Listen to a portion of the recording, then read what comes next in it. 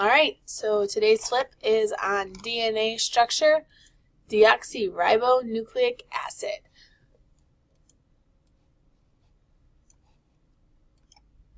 Alright, so what is DNA? DNA is the blueprint for all living things. It makes up the chromosomes and stores our genetic information. Basically, this is the reason that you look and act the way you do, because your DNA tells us why we are the way we are. So DNA goes in a cell, the nucleus is the chromosome, and then the DNA, and that's kind of the process. So that's what DNA is. What is it made out of? It's basically made out of two different things, nucleotides and sugars. Nucleotides are made up of the nucleic acids, which are the type of macromolecule that stores information, and the sugar is the deoxyribose. So just in this picture real fast, you have the nucleotides right here, and then you have the sugars on the sides. This is kind of what we were talking about with our model of DNA that we made. More on nucleotides.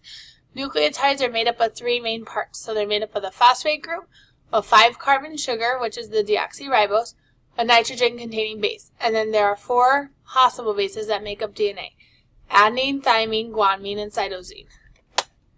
Here's a picture. So base pairs, A is always attached to T, and C is always attached to G, and then you have the sugars on the side in the blue. What shape is DNA? So we did this with our model with the paper and with our gummy bears when you twisted it.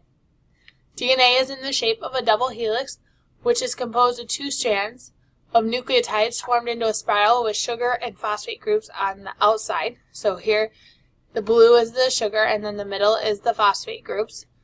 This is Mr. Healy from Jurassic Park. Base pairs are known as complementary bases. Base pairs for DNA are simply A is paired with T and G is paired with C. And if you have 20 A's, you will have to have 20 T's. If you have 40 G's, then you'll have to have 40 C's.